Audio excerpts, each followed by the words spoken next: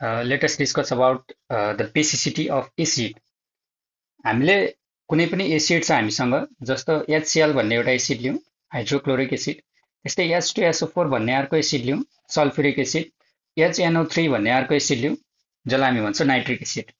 यो तीनवटा एसिड मध्ये HCl मा कतिवटा हाइड्रोजन छ भन्दाखेरि एउटा हाइड्रोजन छ एउटा छ। H2SO4 मा कतिवटा छ भन्दाखेरि दुईवटा हाइड्रोजन छ। HNO3 मा कतिवटा हाइड्रोजन छ भन्दाखेरि एउटा हाइड्रोजन छ। भनेपछि यिनीहरुमा रहेको जुन हाइड्रोजन छ त्यसलाई नै हामी के भन्छौं त भन्दाखेरि बेसिसिटी भन्छौं। यो एसिडहरु हुन् HCl भन्ने एउटा एसिड, H2SO4 भन्ने अर्को एसिड र HNO3 भन्ने अर्को एसिड छ। यिनीहरुमा रहेको हाइड्रोजनको संख्यालाई नै हामी के भन्छौं त बेसिसिटी भन्ने गर्छौं। त्यति भनेर पुग्दैन। त्यति भनेर किन पुग्दैन त भन्दाखेरि हाइड्रोजनको संख्या जति छ त्यसलाई बेसिसिटी भन्ने त हो, तर कस्तो हाइड्रोजन भन्दाखेरि रिप्लेसेबल हाइड्रोजन हो। जसलाई चाहिँ रिप्लेस गर्न सकिन्छ त्यस्तो किसिमको हाइड्रोजनलाई हामी रिप्लेसेबल हाइड्रोजन भन्न सकिन्छ। सो एसिडसँग रिएक्सन गर्ने भनेको जहिले पनि केले हो बेसले हो। त्यो बेसले आएर कतिवटा हाइड्रोजनलाई रिप्लेस गर्न सक्छ, कतिवटा हाइड्रोजनलाई हटाइदिन सक्छ, त्यसैलाई नै हामी त्यसको के भन्छौं त बेसिसिटी भन्छौं। सो हामीले के बुझ्नु पर्यो बेसिसिटी भनेको number of replaceable hydrogen present in acid. एसिडमा रहेको रिप्लेसेबल हाइड्रोजनको संख्यालाई नै हामी के भन्छौं त त्यसको बेसिसिटी भन्ने गर्छौं। एसिडमा रहेको रिप्लेसेबल हाइड्रोजनको संख्यालाई नै हामी के भन्छौं त त्यसको बेसिसिटी भन्ने गर्छौं है। यस्तो झुक्किनु भएन। एसिडको लागि जहिले पनि हामी बेसिसिटी क्याल्कुलेट गर्छौं र बेस हो भने त्यसको लागि के क्याल्कुलेट गर्छौं हामी एसिडिटी क्याल्कुलेट गर्छौं है त। यो कुरा चाहिँ हामी याद गर्नु पर्यो कि हामी एसिडको लागि बेसिसिटी भन्छौं र बेसको लागि चाहिँ एसिडिटी भन्छौं। सेम कुरा बेसको लागि पनि लागू हुन्छ। बेसमा चाहिँ number of replaceable hydroxide ion कतिवटा छन्, त्यसमा बेसमा कतिवटा हाइड्रोक्साइड आयन रिप्लेसेबल छन्, OH आयन्सहरु कतिवटा रिप्लेसेबल छन्, त्यसलाई नै हामी त्यसको एसिडिटी भन्ने गर्छौं। अहिले चाहिँ हामी एसिडको कुरा गर्दैछौं। सो एसिडमा जाउँ। HCl मा हेर्यौं हामीले कतिवटा हाइड्रोजन रिप्लेसेबल रहेछ। यहाँ भकै एउटा हाइड्रोजन छ भने एउटा मात्रै हाइड्रोजन रिप्लेसेबल छ। So the basicity of HCl is कति भन्दाखेरि 1। H2SO4 मा यसको बेसिसिटी कति रहेछ भन्दाखेरि यसमा दुईवटा हाइड्रोजन रिप्लेसेबल रहेछ। सो यसको बेसिसिटी 2 रहेछ। HNO3 मा भकै एउटा हाइड्रोजन छ भने यही मात्रै रिप्लेस हुन सक्छ। सो यसको बेसिसिटी कति हुँदो रहेछ त 1 हुँदो रहेछ। अहिलेसम्म हामीले सिम्पली के बुझ्यौं त भन्दाखेरि जतिवटा हाइड्रोजन प्रेजेन्ट छ त्यति नै त्यसको बेसिसिटी रहेछ भन्ने कुरा जस्तो देखिदैछ। अहिलेसम्म चाहिँ त्यस्तो देखिदैछ। तर केही यस्ता एसिड्सहरु हुन्छन् जसमा चाहिँ जतिवटा हाइड्रोजन त्यहाँनेर एसिडमा देखिन्छ त्यति त्यसको बेसिसिटी नहुन पनि सक्छ। जस्तो कि हामी H3PO3 मा हेरौं। H3PO3 मा हेर्दाखेरि लाग्छ कि हामीसँग तीनवटा हाइड्रोजन छ यसमा, भनेपछि यसको बेसिसिटी कति हुनुपर्छ भन्दाखेरि बेसिसिटी पनि 3 हुनुपर्छ। अब यो हामीले बेसिसिटी 3 हुनुपर्छ भन्यो भने हामी के हुन्छौं त एकदमै रङ हुन्छौं। यसको बेसिसिटी 3 हुँदैन। अब त्यसो भए हामी अब फर्दर डिस्कस गर्न केमा लागेको छौं त भन्दाखेरि फोस्फोरसको ऑक्सी एसिड्सहरु, स्पेसिफिकली हामी फोस्फोरसको ऑक्सी एसिड्सहरुको बेसिसिटी कस्तो हुन्छ त त्यो ट्रेन्डलाई हेर्न कोसिस गर्दैछौं। फोस्फोरसका ऑक्सी एसिड्सहरु। ऑक्सी एसिड्स भनेको के त पहिला भन्दाखेरि यो जुन फोस्फोरस भन्ने एलिमेन्ट छ यसमा अक्सिजनको प्रेजेन्सले बनेको जुन एसिड छ त्यस्ता एसिड्सहरुलाई हामी ऑक्सी एसिड्स भन्छौं। फोस्फोरस भनेको एउटा इनअर्गानिक एलिमेन्ट, जुनसुकै इनअर्गानिक एलिमेन्टमा पनि अक्सिजनको प्रेजेन्स भएर बनेको एसिडलाई हामी के भन्छौं त भन्दाखेरि त्यसलाई हामी ऑक्सी एसिड्स भन्छौं। र यहाँनेर फोस्फोरसका टन्नै ऑक्सी एसिड्सहरु छन्। यो हामीलाई बारम्बार आइराख्ने एसिड्सहरु हुन् ऑक्सी एसिड्सहरु। त्यसमा हामी सुरुमा चाहिँ हामीसँग हाइपोफोस्फोरस एसिड, सेकेन्डमा फोस्फोरस एसिड, त्यसपछि अर्थोफोस्फोरिक एसिड, त्यसपछि हाइपोफोस्फोरिक एसिड, त्यसपछि पाइरोफोस्फोरिक एसिड र हामीसँग लास्टमा छ मेटाफोस्फोरिक एसिड। अब यिनीहरुको सुरुमा त हामीलाई मोलिकुलर फर्मुला थाहा हुनै पर्छ। मोलिकुलर फर्मुला त जसरी नि यादै हुनु पर्यो। मोलिकुलर फर्मुला थाहा छैन भने त हामी केही पनि गर्न सक्दैनौं है। यस्तो छ हामीसँग। अब हामीले पहिला रिफरेन्सको रूपमा लिनु पर्यो भने हामीलाई थाहा छ कि यो फोस्फोरिक एसिड अथवा जसलाई हामीले अर्थोफोस्फोरिक एसिड भन्छौं, सिम्पल नाम चाहिँ हाम्रो के हो त यसको नाम हो फोस्फोरिक एसिड। फोस्फोरिक एसिडको फर्मुला त धेरैलाई याद हुन्छ।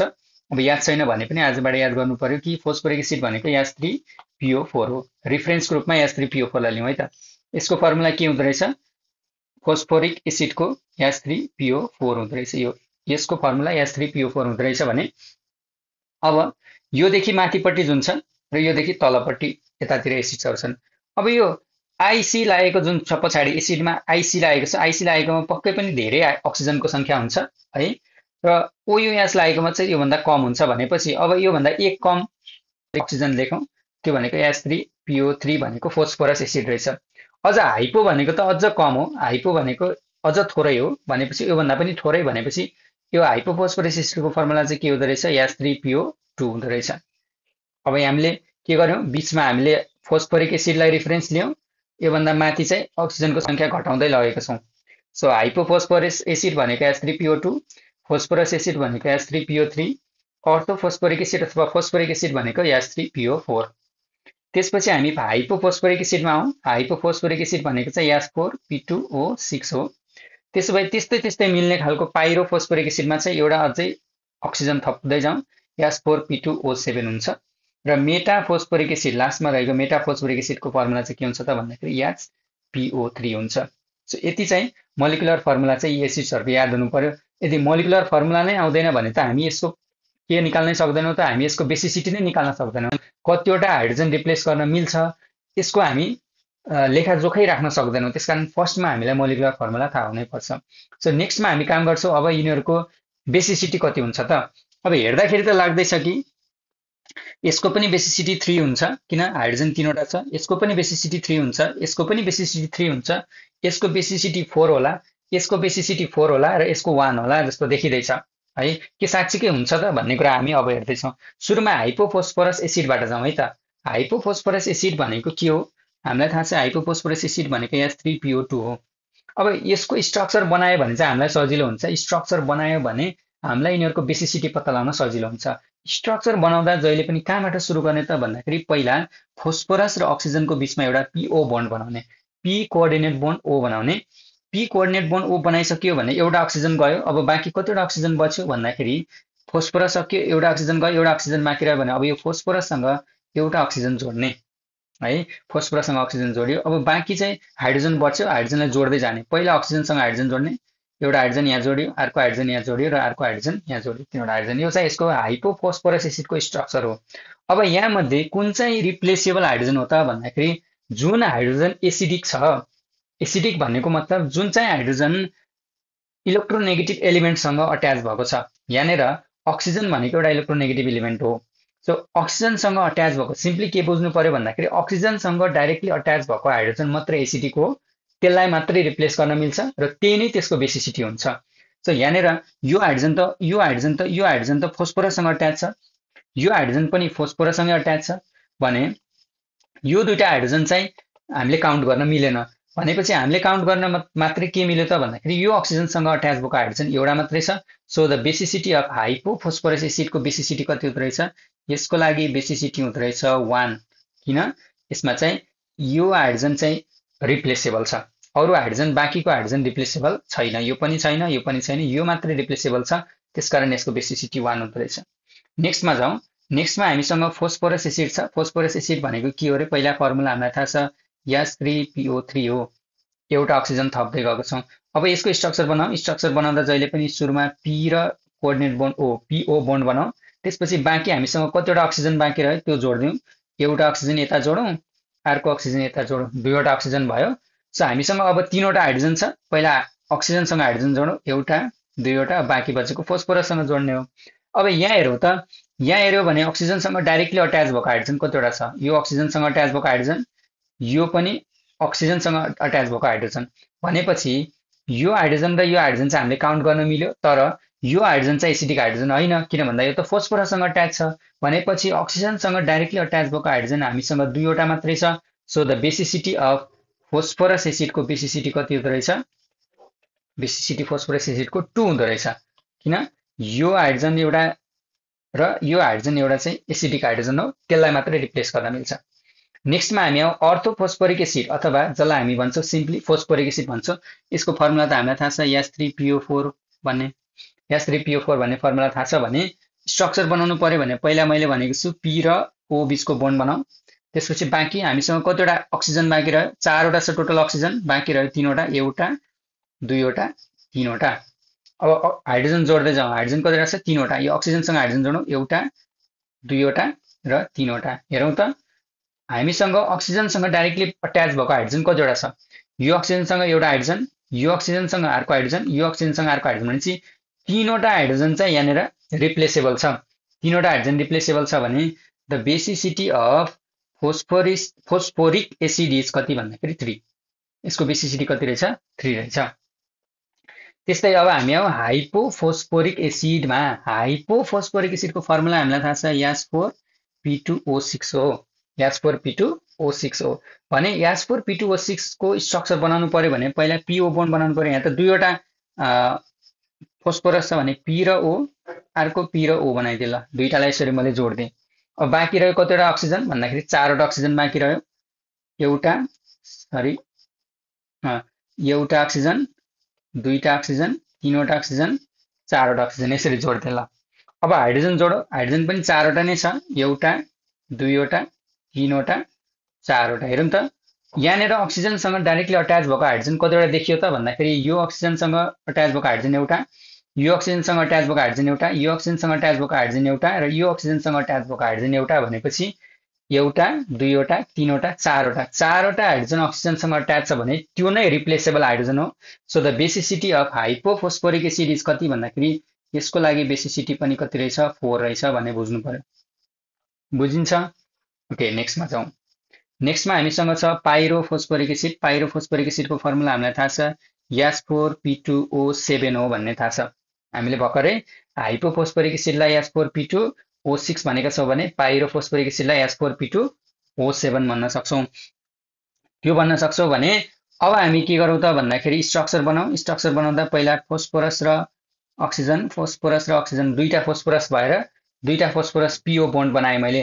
अब त्यसपछि म के गर्छु त भन्दाखेरि एउटा बीचमा अक्सिजनले जोड्छु यिनीहरूलाई। यसमा चाहिँ म के गर्छु भन्दाखेरि बीचमा एउटा अक्सिजनले जोडिदिन्छु। सो यसमा चाहिँ POP बोन्ड देखियो। अब बाँकी बचेको अक्सिजन चाहिँ फोस्फोरसको वरिपरि राख्ने हो।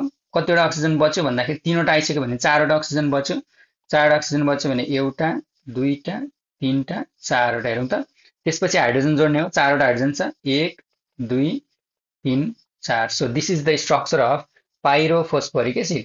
अब यसमा हेर्दाखेरि कतिवटा हाइड्रोजन चाहिँ अक्सिजनसँग अट्याच छ त भन्दाखेरि यो हाइड्रोजन अक्सिजनसँग अट्याच छ, यो हाइड्रोजन पनि अक्सिजनसँग अट्याच छ, यो हाइड्रोजन पनि अक्सिजनसँग अट्याच छ र यो हाइड्रोजन पनि अक्सिजनसँगै अट्याच छ भने यसमा रिप्लेसेबल हाइड्रोजनको संख्या कति भयो? 1, 2, 3, 4 भयो।